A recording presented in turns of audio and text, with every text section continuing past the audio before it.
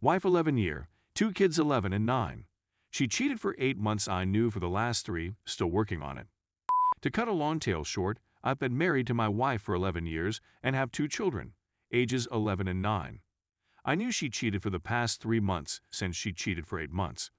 I didn't approach her until I had proof, including video and a strong lawyer's separation agreement in hand. This happened around 9 months ago, and I'm guessing it's referred to as D-Day in this country. I sat around waiting for her to get home from her AP. She had no notion I was aware of anything. She became really frightened the moment she seen me seated at the table, so I invited her to have a seat since we needed to chat. I was really exhausted at this time and didn't care. I had concluded that divorce was the only choice the day I found out. Wife sits down, appearing terrified. "Mrs., you're frightening me." "What is the point of this?" Myself, "I'm not here to talk about your adultery. I already know everything. I'm here to help you figure through our divorce and separation." I placed my wedding ring on top of the packet that contained the separation agreement and shoved it in front of her. The woman begins begging, apologizing, and imploring. Everything you'd expect. We're getting nowhere, so I'm just throwing anything she comes up with back in her face. "I adore you." "Me? You've hurt me the worst I've ever been hurt, and you're sleeping with other guys because you love me so much." After a few hours, I advise her to check into a hotel, and that we'll continue tomorrow. I inform her that if she does not sign the separation agreement, I would tell everyone what she has been up to today. I knew I signed under duress, but at the moment, all I wanted was for it to be needed. She eventually signs, she departs, and I get texts and phone calls all night. I sometimes respond in one quick response. Specifically, "I will not read this message or speak with you until tomorrow afternoon." The gravity of the issue became clear to her the following day. She pleads for another chance, MC, etc., and she is willing to go to any length. I told her I'd file on Monday, and that she had 90 days to persuade me that divorce is a bad idea. I'm not sure why I offered it. I was tired. I decided to call it quits, and I simply folded. The following day, I had made a list of things she needed to do. I didn't reveal it to her. Instead, I informed her the list existed and that unless she followed it, we would be NC away from the kids, the divorce would be irreversible, and I would notify everyone of what she had been doing. I also warned her that even perfect compliance was no assurance that we would not divorce, that my faith in her was at nothing at this time, and that I no longer loved her. She destroyed everything we had, and the only reason I contemplated reconciling and starting again was because of our children. I didn't want to say this. Once again, I was unable to carry out my plans. The following were on the list. She had to write a record of everything she had done with him, tell how it began, and what gave her the right to do this to me and her own children. All of my efforts would be futile if she cut corners, rose-colored anything, or omitted anything. She has complete access to all of her social media accounts, phones, computers, wages, and bank statements. She would always tell where she is and what she is doing. Only afterwards MC. I see for her 2-3 times a week till she could grasp her own decisions. She agreed, created the list, and granted me access. Then I informed her about points 5, 6, and 7 in order, only after she completed each assignment. 5. She had to meet with AP face-to-face, tell her everything, give over all of the evidence she had, and volunteer to testify in court if necessary. She first declined, claiming she couldn't do that to him. I reminded her that she chose AP sentiments before her own family. This reconciliation effort would be finished if she didn't do this. If she didn't, I was going to notify AP wife. There was no willingness on my part if she would known it. If I had to tell her, there was no way we could ever reconcile. Finally, she consented and told App's wife everything. App's wife slapped, kicked, pulled her hair, and yelled at her. Wife accepted it and did not fight back. I didn't shield her. She had a few and bald areas. After that, in the vehicle, I told her that AP had been seeing another woman in addition to my wife, and I gave her the proof from the private investigator I hired. I'm sorry to admit how much I relished seeing her agony as she realized she was nothing more than a piece of meat to this man. She had to explain herself to the children and the potential consequence for our family. Explain to everyone in our family and friends what she had done. For 3 months, I would have an affair, lie to her face, and sneak around behind her back. Form a strong emotional bond with another lady. I wanted her to comprehend what she was asking me to forgive, the humiliation, the suffering. She'd realize that we were taking a chance that I'd fall in love and leave her for my AP. I would tell her the truth at the end of 3 months. Number 7 was very difficult for both of us. I would sneak around and pretend to be cheating. I had Tinder installed and would show her snippets of it now and again. I'd pretend to be surreptitiously texting. I'd go out and stay out all night. I'd go away for the weekends. In actuality, I was seeing no one. I only stayed in hotels, leased cottages, and stayed in Airbnbs. Most of the time, I'd simply get drunk and weep. Wife was becoming more agitated, and I was feeling horrible as well. I despised it. I was hardly able to accomplish it, and I was simply pretending. She did it so effortlessly. This is the most difficult aspect for me. I can't view her in the same light. I wanted to show her what she had asked me to forgive, but instead I discovered what a nasty person it takes to do this to someone else. We're currently in MC, and she's making good progress while I'm not. I think some days are worse than others. For the time being, I'm keeping the divorce papers on hand since, for some reason, I haven't pulled the trigger. I'm not sure whether I understand why. We haven't been intimate or close, but we aren't fighting anymore, so I think that counts as progress. She is really sorry, and I know we still have a long way to go. Who knows where this will lead us? I can't get over how bad I felt while I feigned, but she did it so effortlessly. I simply can't see her in a good light. She strikes me as a monster. I wish I could have terminated it on the first day, but now that I've dragged us both this far, I can't. Is there any way I can stop seeing her like this? I've forgiven everyone else. I simply can't get over this one. After just 7 weeks, I informed her that I hadn't been seeing anybody. I couldn't put up the act any longer. I felt terrible as a result of it.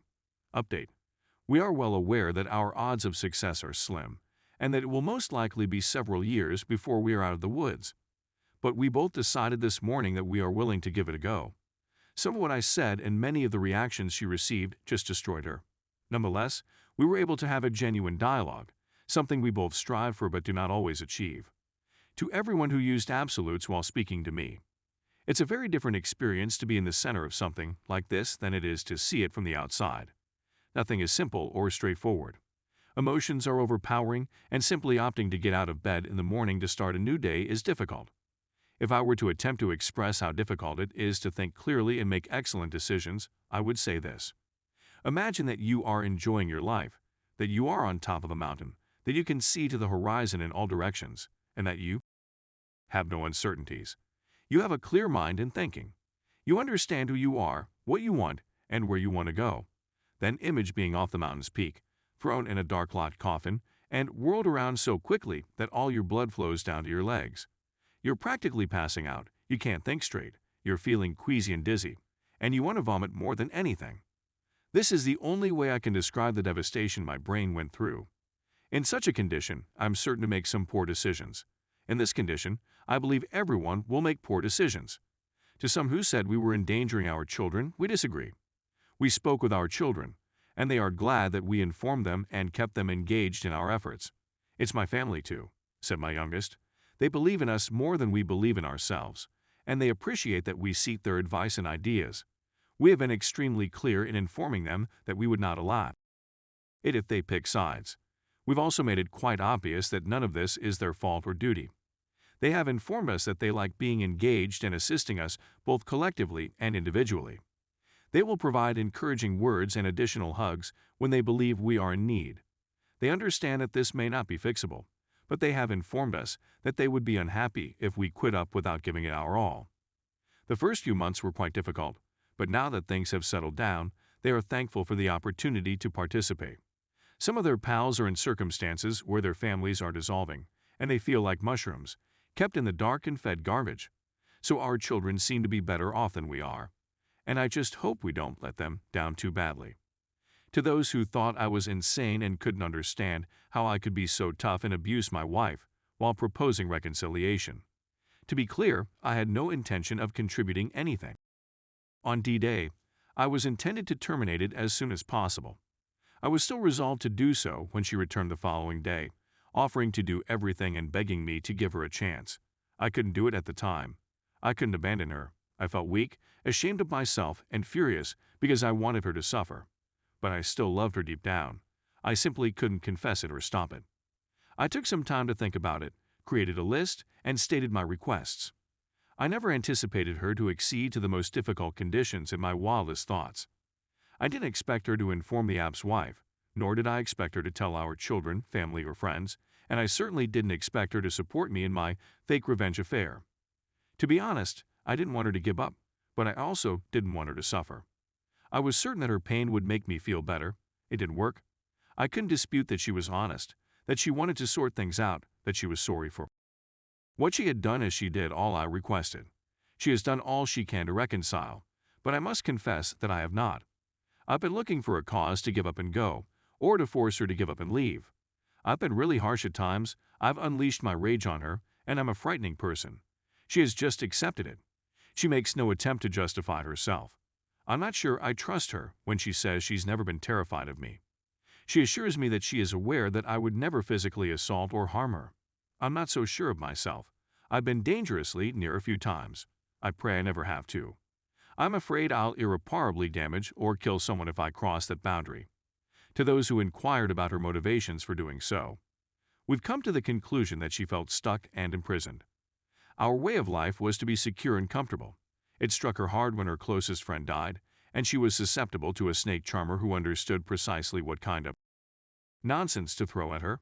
She now feels duped and has a difficult time reconciling her decisions with the person she thought herself to be. We discovered that her AP has a practice of cheating on his wife, with 2-3 women at a time since before they began dating. We also discovered that he had 2 illegitimate sons. In my case, I had not really committed to reconciliation. I am a really tough person who can take and dish it out. I managed to persuade myself that if my wife suffered, I would be okay simply walking away if I could find a good enough excuse to quit up. I was mistaken. I've been looking for excuses not to get close to her again, and I still am. He was deeply hurt. I was afraid of allowing her to get too near and being harmed again. This has prohibited us from making any significant headway toward reconciliation. She has been the only one who has been completely dedicated. Several people have asked me whether I am as adept at dispensing love as I am at dispensing punishment, and the answer is no, but I'm working on it right now. I've forgiven her, but I've kept her at a distance in order to find a cause strong enough to override my love for her and allow me to go. I intend to rectify that and make a serious attempt to reconcile. If we fail, we fail, but I will give it my all from now on, even if it means risking more injury. Many people criticized my wife, while others pointed out that she was just human and made some poor decisions. As things stand now, I am in control of the repercussions of her poor decisions, which is not a position I choose to hold. I've given this a lot of consideration since I, too, make errors, behave erratically, and may be nasty to her at times. Punishing her has practically driven me insane with resentment and rage. I have no control over it at times. She made some poor decisions and lost control, just like I am now doing. We're both simply regular people. I need to work with you to figure out how to get through this. I'm going to get off my high horse and attempt to be 50% of this relationship and 50% of the effort to work things out. What about my wife? The day following D-Day, she realized I was dead serious. There was no place to go, no pardon, nothing. She knew her odds of saving her family were minimal at best, but she was willing to do anything. It's evident today that she never really loved AP. She was more interested in the thrill, the dream. She expressed gratitude for my ironclad, rock-solid attitude. It jolted her out of her affair haze, knocked some sense into her, and refocused her on what was essential. She also thought her punishment was deserved, which encouraged her to stop hating herself so much. She has thanked me profusely for not letting her off the end for persevering. She is punishing herself more severely than I ever did. She has even pondered suicide, although she did not do so at the time because she believed she would get off too easily. I discovered that she had been torturing herself since D-Day, beating herself and pinching herself with pliers. I'm talking about the whole rear of her leg being purple. It's a single, continuous black mark. This is, of course, ineffective. Instead, we have decided to concentrate on her forgiving herself. We will not be able to heal until this occurs. It's odd in a sense. Now that she just wants to punish herself, she has lost all of the characteristics that drew me in the first place. Her sense of humor, grin, well-thought-out ideas, self-esteem, loving patience, and so on. I don't believe it's beneficial for me to redevelop affections for her when her punishing herself inhibits the same qualities I like in her. The reasons I met her and married her in the first place. Overall, owing to all of the nice strangers on the internet, We've made some progress. We still have a long way to go, but we've identified several major roadblocks to overcome. We did, however, sleep in the same bed for the first time since T-Day. So there's something. It was good to be able to sleep close to her again. I still adore her, and I'm ashamed of myself for doing so. But then I remember my children, and that gives me the motivation to keep going. We shall strive to forge a new connection now that the old one has ended. Thank you once again, everyone. Final update. It's been stressful at times, but I'm okay, or should I say we're fine. Things have improved dramatically since I chose to make a concerted attempt to reconcile. We've even rekindled our friendship. My wife, or my former wife, the one I fell in love with, is beginning to appear more often. We go to a lot of counseling, we're becoming better at communicating, and we've begun being intimate on a regular basis. We're still in the early stages, and the odds are stacked against us, but we're making unexpectedly excellent progress. I'm trying to show her how much I appreciate her every day, and she's doing the same. I still experience tremendous emotional agony, and she does as well. But overall, there are more and more pleasant moments than bad. I believe we will be okay. People are kind, and I am optimistic about the future. Thank you to the nice online strangers that assisted me in my hour of need.